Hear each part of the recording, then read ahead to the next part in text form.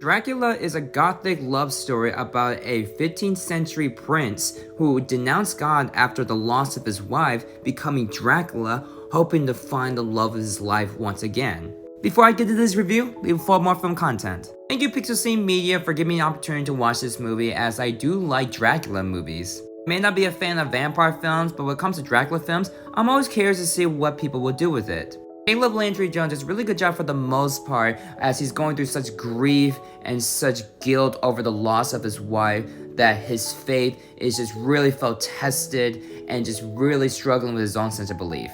Even though there are some moments that it does remind me a bit too much of Bela Lugosi or Gary Oldman in terms of the portrayals of Dracula. Even the design of Count Dracula when he's really old, while impressive to look at, does remind me too much of Francis Ford Coppola's Dracula.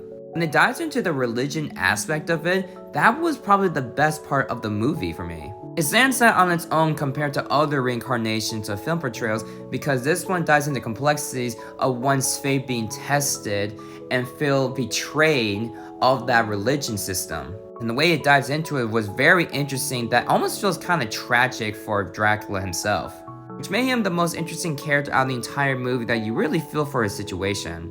The final act was a lot of fun too, with the action scenes being so entertaining that is what I expect from a Luc Besson movie. Christoph Waltz was also pretty solid as well, where he plays a priest who has been going through this process of researching vampiric lore that has been going on for years. And where it all leads up to was actually pretty satisfying in terms of Christoph Waltz's character coming across Dracula.